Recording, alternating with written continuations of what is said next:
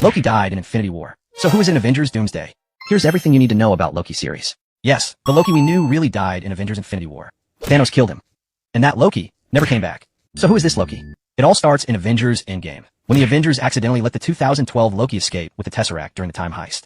That single mistake created a branched timeline. And instead of going through Thor the Dark World, Ragnarok, and Infinity War, this version of Loki was immediately captured by the Time Variance Authority, or the TVA.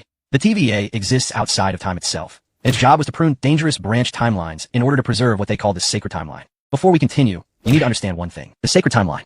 Think of it as the path everyone's life was supposed to follow. The Avengers were supposed to travel back in time, get the Tesseract, return to the present, and bring everyone back. That was supposed to happen. But something unexpected happened. 2012, Loki escaped with the Tesseract. The moment he escaped, he created a branch timeline. A path that was never supposed to exist. That's why the TVA showed up and arrested him. At first, Loki only wanted to escape. But everything changed when the TVA forced him to watch the life he was supposed to have. He watched his mother's death. He saw Odin forgive him. He saw himself finally become a hero. And then, he watched himself die at the hands of Thanos. For the first time, Loki realized who he could have become. While trapped inside the TVA, Loki met Sylvie, another Loki variant from a different timeline. Together, they uncovered the TVA's biggest secret. The timekeepers were fake. The sacred timeline was actually being controlled by one man.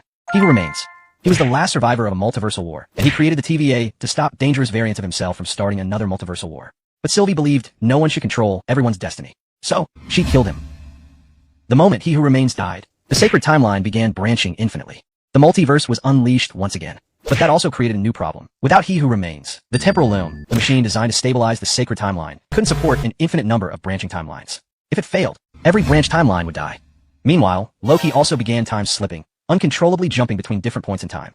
After countless attempts, repeating the same moments over and over again, Loki finally mastered his time slipping ability and realized there was no way to repair or replace the loom. The only way to save every timeline was to become the replacement himself.